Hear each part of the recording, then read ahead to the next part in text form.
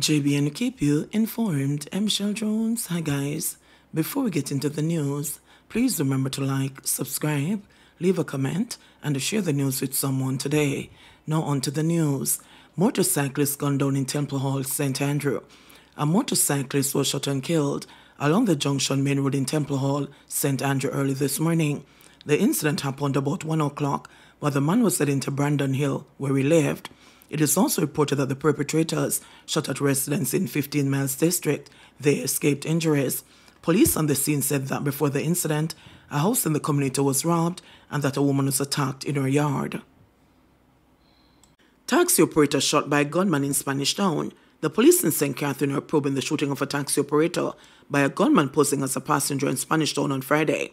The police report that about 4:30 p.m., the taxi operator was driving along Young Street when a passenger removed a gun from his waistband and opened fire, hitting the driver in his neck. As a result, the driver drove the motor car into a barrier, which ejected the gunman from the vehicle before driving himself to hospital. He was admitted in serious but stable condition. The gunman fled the scene on foot into the area. The police were summoned and the motor car inspected. They say Smith & Wesson magazine, containing 8.40 cartridges, was found on the floor behind the driver's seat. Cops charged delivery man after coworker stabbed at workplace in West Morland. A man was arrested on charge following the stabbing of his coworker at their place of employment at 3 miles over in Frome, West Morland last week. Charged with wounding with intent is 20-year-old Dwight Heath, a delivery man from Sentence Bay, St. Anne. The 28-year-old injured man, who is reportedly from Christian in Manchester, has since been hospitalized. He is also a delivery man with the company, the police said. Reports indicate that about 10 p.m., both men were at work when an argument developed between them. A knife was then used to stab the now injured man in the left side of his lower back and abdomen, causing a wound that bled. After the incident, Heath left the area on foot. The injured man was transported to the Savlamar Hospital, where he was admitted in critical condition. Investigations led to the apprehension of the accused, who reportedly gave a caution statement admitting to stabbing his co-worker. He was subsequently charged. Dr. Chang warns West Morland gangsters. National Security Minister Dr. Chang has cautioned gangsters operating in West Morland to lay down their arms and refrain from carrying out threats to kill several students from the Crowder community in Grangehill. There are people in Crowder who are threatening to kill students from that area, Chang said. I want to tell them, every single one who might be having such thoughts, we'll find them wherever they go. And anyone that is a perpetrator in Grangehill, we're going to look for them, hunt them down and prosecute them, the National Security Minister warned.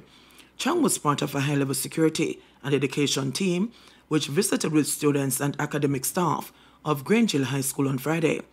Noting threats issued against school children, he assured that the police, acting on intelligence, are actively working to prevent them from carrying out their threats against them, and that Commissioner of Police Dr. Kevin Blake and his team, led by Superintendent Othniel Dobson, as commanding officer for Westmoreland, will find and uproot criminals from their hiding places. We are confident that the Commissioner and his team, supporting the team in Westmoreland, will not only find these perpetrators, but prevent others from carrying out any more of the heinous crimes. I want to assure you that anybody hurt you or your fellow student, whether fellow students here or not, anywhere in Grangehill or Westmoreland, the police force is committed to finding him and locking him away, disclosed Chang, who is also the country's Deputy Prime Minister. He argued that if these criminals operating in the parish attempt to fight the police, they should also be prepared for tough resistance. On Thursday, April 25, 16-year-old Grangehill High School student Carson Barrett was killed, and a female student shot and injured during a deadly attack by gangsters on Belle Isle Road in Grangehill as they made their way home from Sports Day. Chang repeated the security force's commitment to hunt down those responsible for carrying out the hit on Barrett. We're going to pursue the perpetrator relentlessly. Whether he's young or old, we're going to find him and prosecute him, and we're going to remove him from the community, Chang declared. And we have accurate intelligence, not veranda talk or rumor, that there are those on the other side of the crew, the minister noted, indicating that the police have information that Barrett's murder was ordered from within the hierarchy of the Kings Valley Gang. The Kings Valley Gang, which operates in the Grangehill space, has had an ongoing feud with the emerging Anspasi Gang, which also has clusters in Grangehill. Both gangs are responsible for several murders committed within the parish. Chang also shared that crime, and in particular murder within the community, which falls within the Morgan's Bridge Police Station in the Westmoreland Police Division, has seen a significant increase. Meanwhile, Police Chief Dr. Kevin Blake, who was also part of the team, urged students and those in earshot not to get involved in illicit activities. He also encouraged the gathering not to allow Grange Hill to be overrun by hoodlums. He said the current police team has been carefully crafted to stamp out criminal elements in hotspots across West Morland. For the first part of the year, we had a very marginal increase. But in March, we have seen a significant spike. And subsequently, we had responded. In addition to that, we have had a change in command. We have given you someone who is no stranger to the space, Superintendent Othniel Dobson. His previous role was in a formation that has national importance. But so important was what is happening here. We had to ensure that we have the right person. And so since March, we have set up checkpoints. We know some of these criminal elements, they travel on motorcycle. Well, let me assure you that we have most of those motorcycles with us now. That has impacted their operation significantly. Doesn't have to be by way of violence.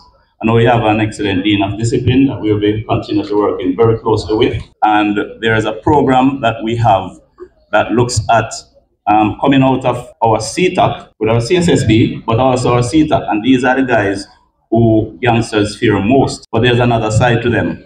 And so there's a program that they have where they go inside the schools, speak to students in school, and show them from our perspective why it is not a good idea to get involved in gangs.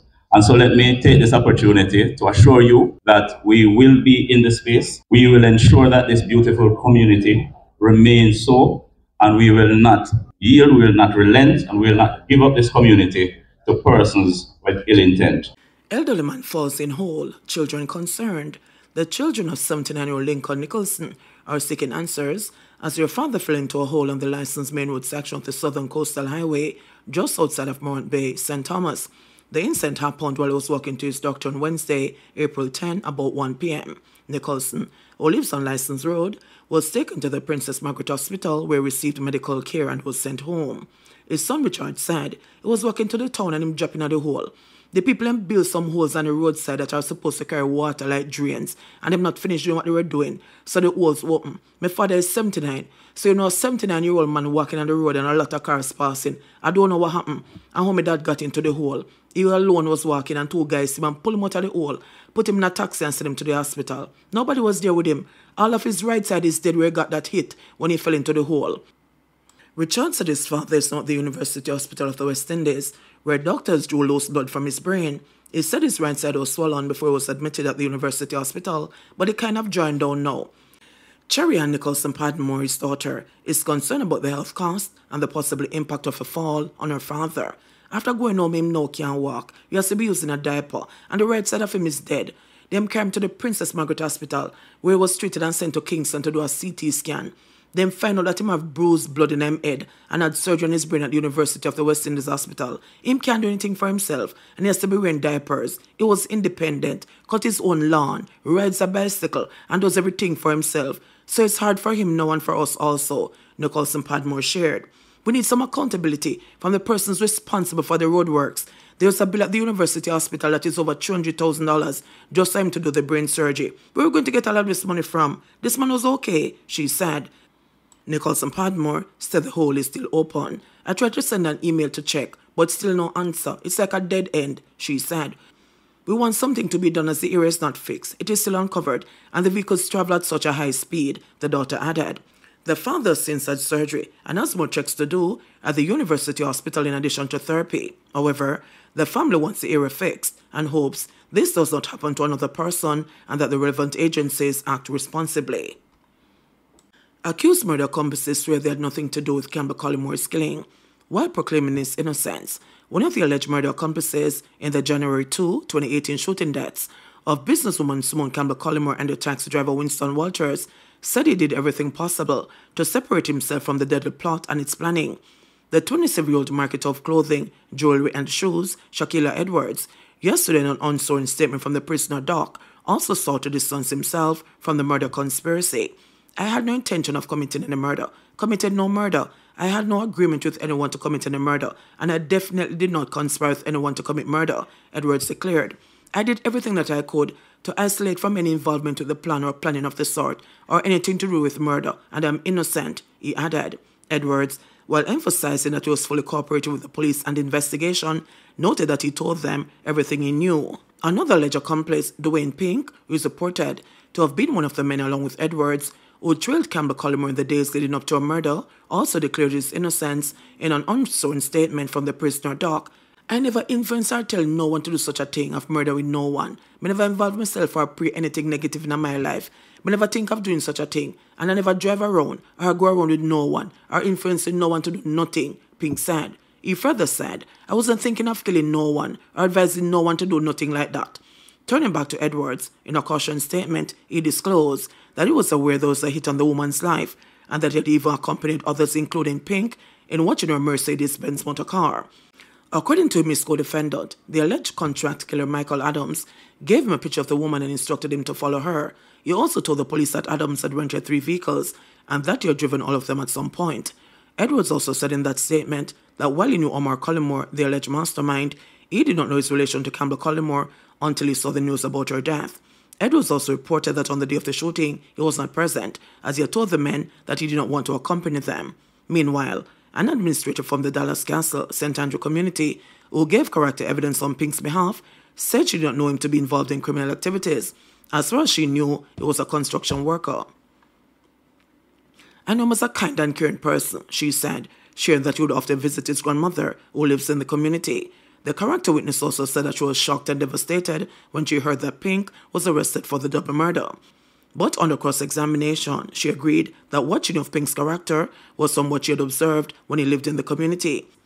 She also admitted that she could not speak of his association when he was at Malines Road in Kingston, where he resides. She also acknowledged that the defendant's name did not ring a bell. Collymore, who is accused of orchestrating his wife's murder, is currently on trial in the Home Circuit Court, along with Edwards, Adams, and Pink. The men are each charged with 2 counts of murder and murder conspiracy in relation to the double murder, which occurred outside the couple's apartment complex. The defense attorneys will make their closing addresses on Monday when the trial resumes. JBNN will keep you informed. Please remember to subscribe, like, share, leave us a comment, and click the notification bell to receive our daily news items.